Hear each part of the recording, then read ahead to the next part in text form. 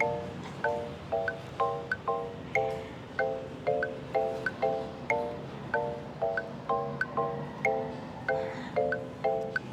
guys! Good afternoon di ay. Namiron sa Royal Ocean Crest Mactan, Building D. And i-show lang namo ang place inside this building. So mo ni siya ang garden pero sa 14th floor na nga to ang garden pod. So here's our unit. So ta.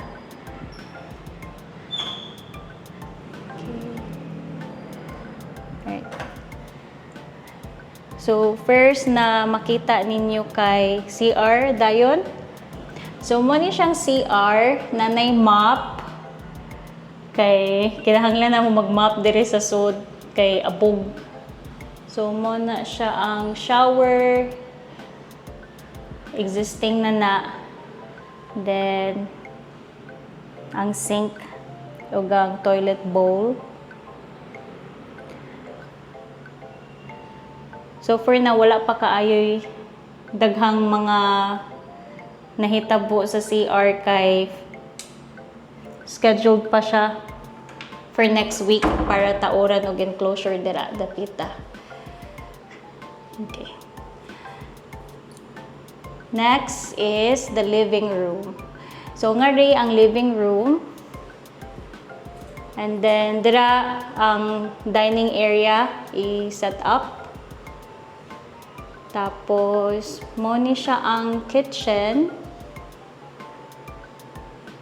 Na kani existing na ning cabinets na siya. So wala ra mi kaayoy usabon sa kitchen kay since for us okay naman siya tan-awon, magdungag na lang mig mga shelvings dire na part. And then here most likely nga rin namo ibutang ang dispenser, pero for now ngara sa namo gibutang ang trash bin o ang dustpan and silig. So muna siyang fridge. And then napay gamay na space here na. Okay. Na. So pakita lang namo ang tibuok na area. Na. So messy pa siya kay to be installed pa ang mga gipamalit namo. So hopefully by the end of July okay na tanan. So kani ang bedroom. So it's a 1-bedroom unit. As you can see, nanay na taod na window blinds. And then here ang balcony door, windows. Tapos we have the AC already installed. So mo ni siya. May foam na gibutang lang sa for now kay night times na mga remi. And wala pa ang katong bed na gipalit na mo since scheduled siya for delivery on July 17 pa. So temporarily kana sa na foam among gi-use pag naami dire. And then of course the camping chairs and camping table. Temporary lang sad na siya na gina-use na mo while wala pa among dining table. Okay.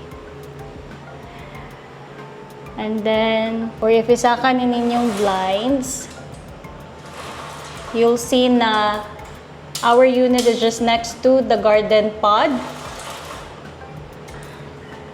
So, muna siya ang garden pod right below sa 14th floor. So, among unit is at the 15th floor while the garden pod is at the 14th floor. So, kana overlooking dire. So, nga rin namo i-set up ang workstation para at least namo view and then naapod view from the right side which is the balcony. And then ngari ang wardrobe na mo i-set up. Okay.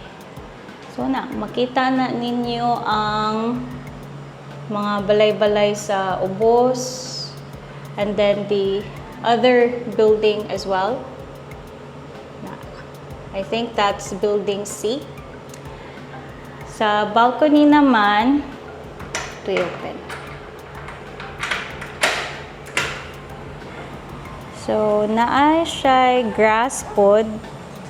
Dili kami nag-set up ani, but the developer, part na ni siya sa turnover.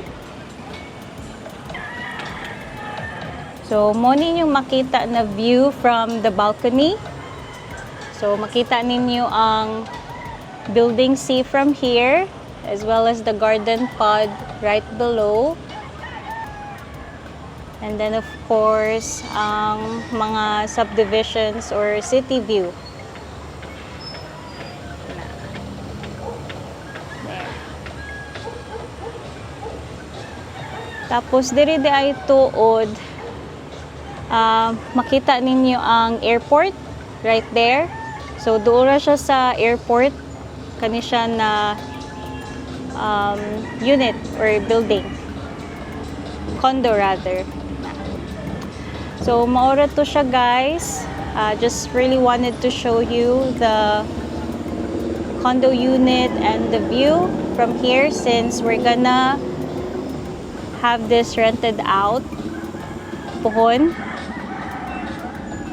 And for future updates, please feel free to follow and subscribe. Okay, for sure, we're gonna upload more videos and update you on the progress sa among unit na Airbnb na mo pohon. So, thank you guys for watching and have a great afternoon. Bye!